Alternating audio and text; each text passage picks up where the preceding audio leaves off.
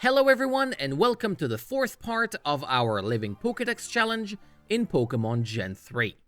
The goal of a Living Dex is to obtain all 386 Pokemon in Gen 3, evolution steps included. Considering how many games there are in Pokemon's third generation, it is a lengthy endeavor.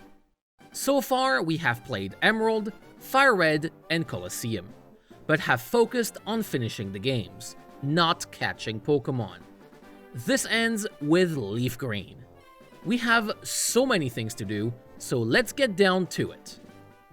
We begin the good old Kanto journey with our starter. Since Charizard and Venusaur get their own games, we give Squirtle some love. Also, I like water-type Pokemon. While Blastoise is the third wheel of the Gen 1 Remake box art, he will be our first and main Pokemon. Let's begin our adventure. The way we play is like a casual playthrough, except we catch most of the Pokemon we encounter. Most, but not all. As we have numerous trades from several games ahead of us, we try to limit them by only catching Pokemon who are not easily accessible in Emerald. For any trade, we have to consider the time it takes to set up the trade, the trading animation itself, and to capture trade fodder in Emerald. Feel free to share any comments you have about my capture choices. Luck is with us in Viridian Forest as we get a Pikachu encounter. We can then start the first gym of the game with Brock. I will not go into every detail of the playthrough, as the Gen 1 story is a fairly well-known quantity at this point. Go from gym to gym, beat everyone up, and become Pokemon Champion. Note that the Gen 1 Remake games made the gameplay more difficult than the original games, thanks to expanded and more interesting movesets. Thankfully, for now, our newly evolved Wartortle does the job. We eventually arrive at Mount Moon, where we deal with several notable aspects of the Living Dex challenge. First, rare candies. Considering the amount of grinding we will eventually have to do, we want to pick up every rare candy available to us. We will also pick up 4 Moonstones for the 4 Pokemon that require them in Gen 1, with 2 stones present inside Mount Moon. Going through the caves, we encounter Paris, which we will catch and actually train. While Sleep is not as powerful here as it was in Red and Blue, we still need some help with the many captures soon to come. Finally, we choose the Dome Fossil. Ammonite and Kabuto only being obtainable in FireRed and LeafGreen forces us to play the game twice to obtain both fossils. After a bit more beating people up with Pokemon, we traverse Diglett Cave on the way to the Ember. Did you know you can throw a ball while a Pokemon is using Dig? I didn't. It is pretty silly, yet cool. So I will name our new team member appropriately. We return to Viridian Forest to catch a couple of Pokemon, so we can obtain the HM Flash by having 10 Pokemon owned in our Pokédex. Funnily enough, it is the very first time since I started making the Living Dex challenge videos that I get Flash before going to Rock Tunnel. Really? I used the map in Gen 1 and just ran around like an idiot in FireRed. Turns out, when you can see around you and not have to guess the path, this area is pretty fun. LeafGreen is turning into a learning experience for me. Next, more wandering around and Kantoing until we get to Erika, the Grass-type gym leader. At this point, our main Pokemon are Wartortle and Dugtrio. So...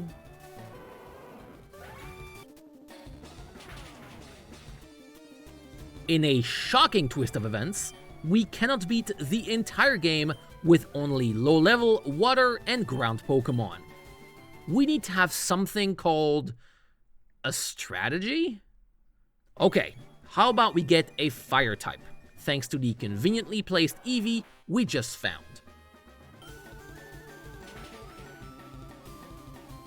We don't even need to do this right now. Let's go gambling instead. You may have noticed a slight change in the counter to the left. but it is simply because I forgot to take into account some Pokemon obtained in Colosseum. It happens once more at a later point. My apologies. Keeping track of a Pokédex spanning multiple games is actually the biggest challenge of a Living Dex. The Fighting Dojo is the perfect place to train our team. We are even rewarded with a Hitmonchan. Later on, in the Pokemon Tower, we encounter the ghost of a Marowak. A bummer we can't capture it, but neat there is a unique animation if we try. Eventually, we arrive at the Safari Zone, an important part of our Living Pokédex, and an area we will spend a lot of time in. For now though, our focus is the Pokemon League and defeating the Elite Four. But we still get quite a few additions to our Pokédex, including a rad Nidoqueen. Can we beat the Grass Gym now? Look at that. Good job, Flareon. Well done. Well done, well done. Still don't know any Fire-type moves, but you don't need to. Our next destination is Cinnabar Island, obtaining a Tangela on the way, and reviving the Dome Fossil and Ember once we arrive.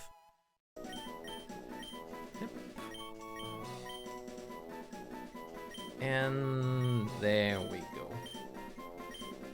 In the mansion, we can use our properly leveled Parasect to go crazy with captures. Hey, a coughing is exactly what we need. Let's catch it.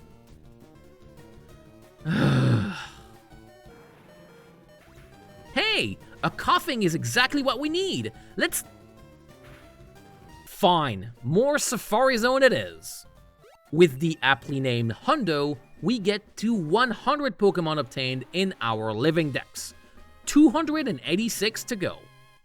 After our victory against Burnheel Man, we are invited to the Gen 3 exclusive Civvy Islands. Let's go! This place is so interesting, I made an entire video going through the secrets on each island. Most of what we do here is sightseeing, but we also capture Moltres, relocated from the Victory Road in Gen 1. We also catch the creepiest Hypno while saving a little girl. Funnily enough, this peculiar Hypno is at a level lower than the ones we can randomly encounter in the area. Once we return from our first vacation to the Civvy Islands, it is time to finish the plot of the game, which I apparently completely forgot about. So thank you for leaving Silphco, thank you for the Lapras, thank you for the badge, and welcome Victory Road. We don't find Moltres here anymore, but we still encounter quite a few additions to our Pokédex while going through the fairly straightforward cave. And now, the Elite Four. Not much of a problem this time. Thanks to Blizzard, the tough parts are easily taken care of, and the slower parts are dealt with using our favorite weapon, the power of money. We can now enjoy FireRed and LeafGreen's new post-Elite Four content. One of the biggest changes to the original games is making Cerulean Cave inaccessible until we are done with the second visit to the Civvy Islands, itself requiring the National Pokédex. Unlocked after 60 Pokemon owned. We are at 47, 13 to go. Thankfully, in such cases, the best way to complete our decks fast is to use the Super Rod. After a small stop in Mount Moon, featuring an unsuccessful attempt at finding Clefairy, and some small cleanup here and there, we are ready to go all around Kanto and get all the fish. Well, that's a crab. And that's a starfish, which are not actually fish. That's more like it. And then there's this guy. This Pokemon right there, Slowpoke, is the reason we are playing LeafGreen right now. For some weird reason, Slowpoke and its evolution are only obtainable in Pokemon LeafGreen. Every other Pokemon is accessible in either Emerald or the GameCube games. Just not Slowpoke. What if you bought and played FireRed? I guess you just bet on the wrong horse, kid. With all the knowledge we have now, we can avoid running into this issue, but it remains very silly. Gen 3 gets so close to absolutely nailing it. If we could play Emerald, either Gen 1 remake and either GameCube game, that would be fantastic. So close, but no. After 4 Poliwhirl captures, yes, 4, and 2 Waterstone evolutions, we finally reach the magic number of 60 Pokemon owned in the Pokédex. We can now visit Professor Oak and be rewarded with the National Dex, which means a second vacation to the Sevi Islands. Once again, we relax and explore for most of our time here. I go into more details in the dedicated video. Here's the summary. The Sevi Islands are a really enjoyable area that act as a greatest hits of Gen 3. While we go through all the islands, I should explain the new Pokemon Caught display. I mentioned almost every Pokemon in the past, but with 386 entries to keep track of, the video would quickly turn into a terrible Poké-rap. With the help of the counter, when it is not wrong, you should hopefully be able to keep track of our current progress. Make sure to tell me what you think of it, along with any other ideas or ways you would like the progress being indicated. Speaking of the counter being wrong, here is the second mistake I was talking about earlier. Sorry. With our second trip to the Sevi Islands over, it is time to get serious. Before, we caught the Pokemon in our way and the easy-to-get ones for the National Dex. Unlocking every area in the game is what we have been waiting for all along. Are you ready for some efficient capture? Here we go! First, Mount Moon to get the elusive Clefairy. Second, the Safari Zone to obtain 3 Dratini. Unfortunately, we only get 2. Next, Cinnabar Island to grind the remaining rare encounters, then onward to Seafoam Islands to obtain our second legendary bird, Articuno. Legendary captures are so addictive, we go to the power plant for Zapdos.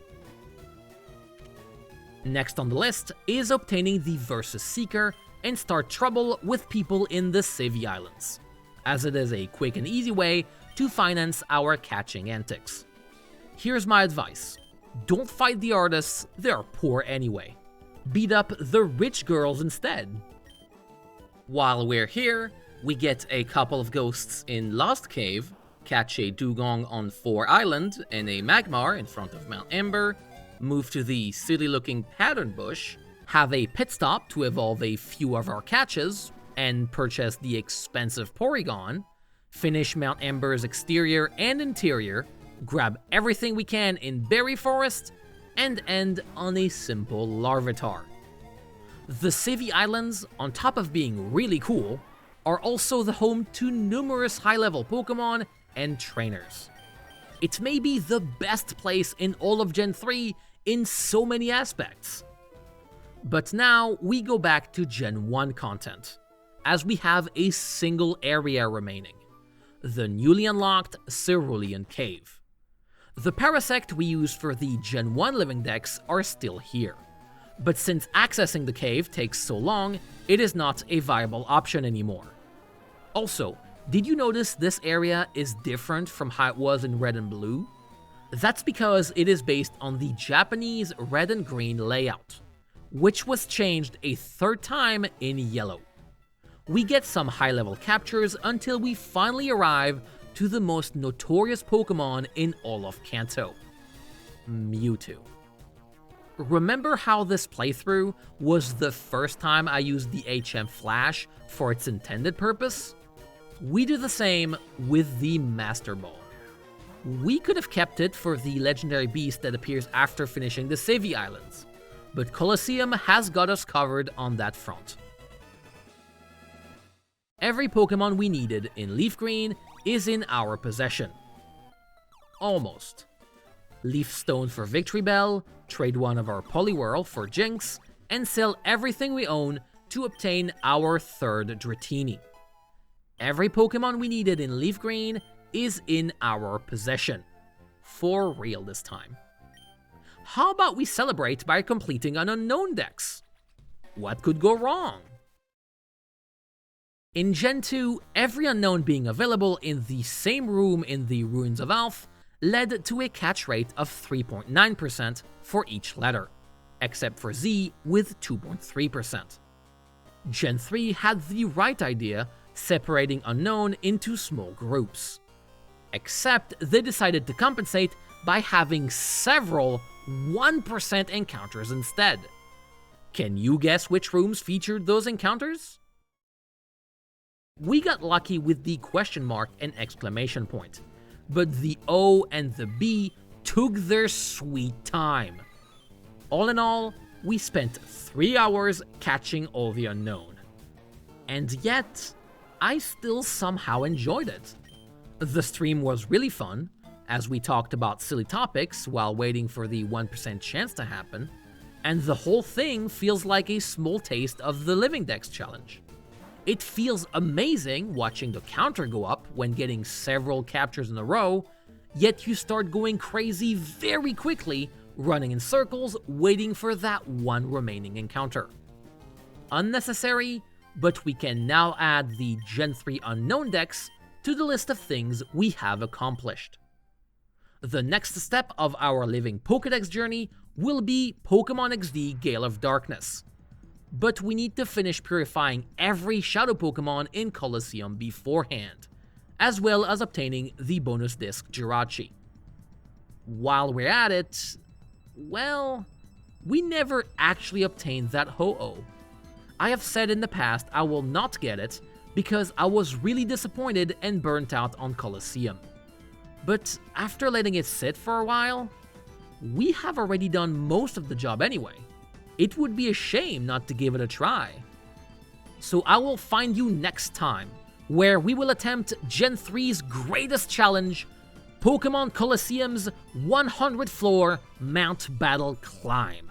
See you then. Thank you very much for the direct support of every single patron, especially Lucas Maximilian Lur, Chris Lunders, The Only Venom, Arcat's Store, Jonah C, and Kelzini.